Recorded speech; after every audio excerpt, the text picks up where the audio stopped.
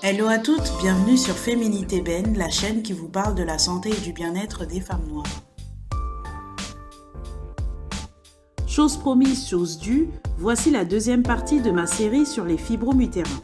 Dans cette nouvelle vidéo, nous allons parler des traitements naturels des fibromes. Alors que certains traitements font l'objet de polémiques en raison de leurs effets secondaires, le 26 septembre dernier, l'association Fibrome Info France a organisé une e-conférence pour faire un état des lieux sur les traitements proposés. Cela fait suite à la publication des résultats de l'étude de l'Agence nationale de sécurité du médicament sur les effets indésirables du luténil et du luthéran. De ce fait, certaines femmes font le choix de se tourner vers la médecine parallèle. C'est ce que nous allons voir dans la suite de la vidéo. Mais avant, un petit rappel. Dans la première partie, nous avons vu que c'était une maladie très fréquente, en particulier chez les femmes noires, qui développent les fibromes de plus grosse taille et plus fréquemment. Bien souvent, ils passaient inaperçus, car asymptomatiques. Dans ce cas, un simple suivi gynécologique était nécessaire pour surveiller l'évolution du fibrome. Dans d'autres cas, il arrive que des signes apparaissent. C'est à ce moment que les traitements sont proposés. Je tiens à préciser que l'objectif de cette vidéo est d'informer les femmes et donner des pistes sur les alternatives possibles. Il est important d'être accompagné et suivi par un professionnel de santé. L'une des alternatives naturelles envisageables est la phytothérapie. C'est l'usage des plantes et de ces extraits à des fins thérapeutiques. Nous allons voir ici quelques plantes dont les propriétés peuvent se montrer utiles face aux fibromes. C'est le cas de l'alchémille, une plante de montagne utilisée couramment dans les soins de la femme. Ses propriétés antispasmodiques et hémostatiques permettent d'avoir des règles moins douloureuses, moins longues et moins abondantes. Elle est utilisée par les femmes même en l'absence de fibromes. Elle agit aussi sur le plan hormonal en stimulant la sécrétion de progestérone et réduisant ainsi le déséquilibre hormonal à l'origine des fibromes. L'alchémille est contre-indiquée pour les femmes enceintes ou en cas de contraception hormonale. C'est une plante qui a de nombreuses propriétés. Vous trouverez dans la description les infos détaillées de toutes les plantes citées dans la vidéo. L'autre plante utilisée, c'est le gâtillier. C'est une plante progestérone-like, c'est-à-dire que sa composante est similaire à la progestérone humaine, ce qui réduit le déséquilibre œstrogène-progestérone qui, comme on l'a dit précédemment, favorisait le développement des fibromes.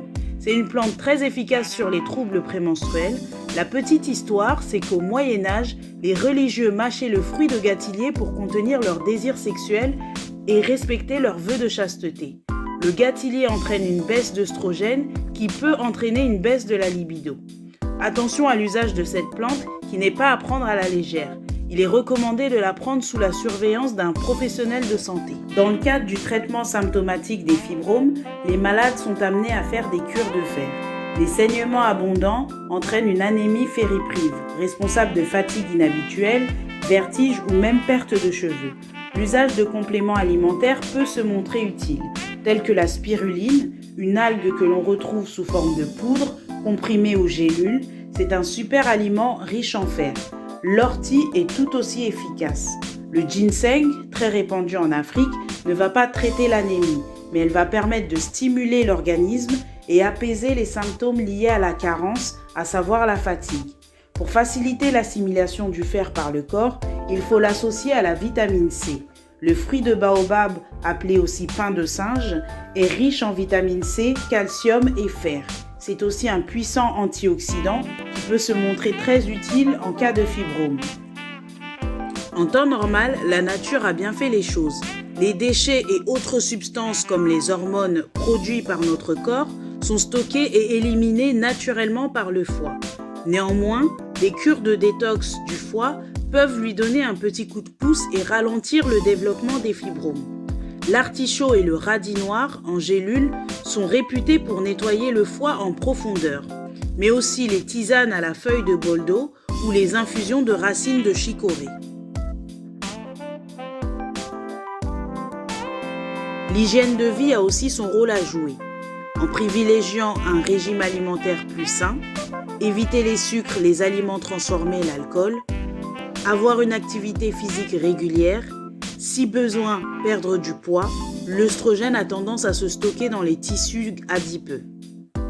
Pour finir, en résumé, le fibrome est une maladie commune qui passe souvent inaperçue.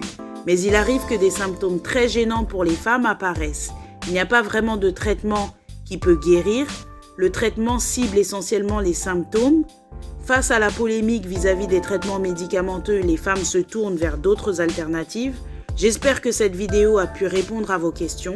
Et encore une fois, faites-vous suivre par un professionnel de santé. N'hésitez pas à partager en commentaire votre expérience et à bientôt pour une nouvelle vidéo.